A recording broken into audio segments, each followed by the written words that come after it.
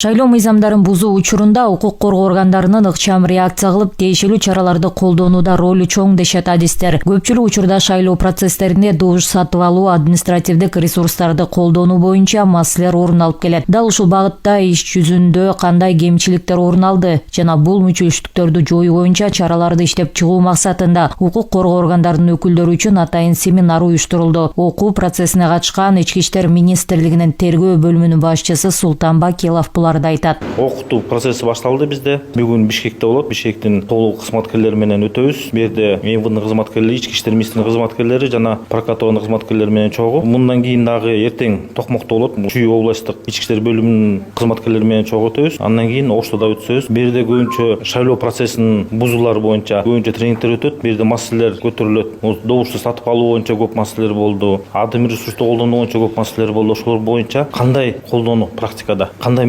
болду. Ошол мүчөчтөрдү кантип оңдосо болот, кандай мыйзамдуу жолдору бар. Мисалы үчүн ар бир кылмыш боюнча же бузуулар боюнча келген маалыматтан баштап сотко жөнөткөнгө чейин толугу менен процессин үйрөтөбүз.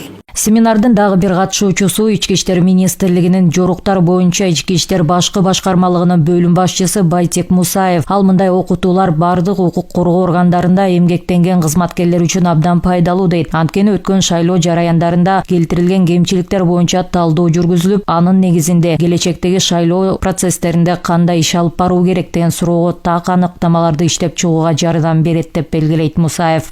Бул өткөн шайлоодо кетирген кемчиликтер боюнча бизде талдоо жүргүзүлүп, ошол талдоонун негизинде азыр келе жаткан шайлоодо кандай иш алып барыш керек, мыйзам бузуучулар кандай мыйзам бузуулар катталганда ошол өткөн шайлоо комиссиясында келтирилген кемчиликтерди бул ушул шайлоодо кайра кайталанбастыгы үчүн кандай иш алып барып, кандай ошол тергөө иштерин кандай алып барыш керек, кандай ыкчам кызматкерлер кандай иш алып барыш керек, ошол иштерди, далилдерин толук алып иш боюнча ошол сотко жиберген боюнча далилдерин баарын туура чогулткан боюнча азыркы тренинг ошол боюнча ошол алып барылат. Бишкек аймактык шайлоо комиссиясынын төрагасы Кайрат Маматов жакында эле өлкөдө өткөн апрель айында шайлоо процессинде бир топ шайлоо мыйзамдарынын нормаларын бузган учурлар көп катталганын жашырбайт. Мунун негизинде Бишкек, Ош жана Токмок шаардык кеңештердин шайлоолорунун жыйынтыгы жокко чыгарылган. Негизги себептери добуштарды сатып алуу жана административдик ресурстарды колдонуу болгон. Дал ушул аракеттерден сабак алып, келечекте саясий партияларды, талапкерлерди жана шайлоочуларды мындай мыйзам бузууларга аралашпоого Кайрат Маматов чакырып өттү. Бүгүнкү күндө ошо добуш сатып алуу процессине ошо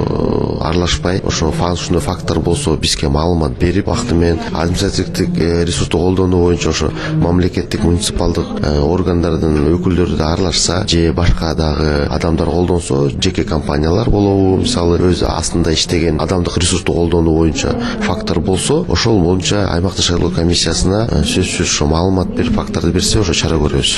2020-жылы парламенттик шайлоодо өзгөчө мыйзам бузууларга каршы шайлоо мыйзамдарына тиешелүү өзгөртүүлөр киргизилип, жаңы тартип иштелип чыккан. Укук коргоо органдары жана шайлоо комиссиялары башка тартипте иш алып барып, шайлоо процессиндеги мыйзам бузууларга эффективдүү чара көрүлүшү керек болчу. Бирок тажрыйбада андай болгон жок дейт семинарга катышкан БШКнын төрайымы Нуржан Шайылдабекова. Карап көрсөк, 2020-жылы парламенттик шайлоодо биз жаңы ошол өзгөчө ошол мыйзам бузууларга каршы жаңы бир тартип иштеп чыкканбыз. Аны мыйзамга киргизип, ошол мыйзам негизинде укук коргоо органдары жана шайлоо комиссиялар башка тартипте иштеп, ушул шайлоо учурундагы мыйзам бузууларга эффективдүү чара көрүш керек болчу. Практикада андай болгон жок.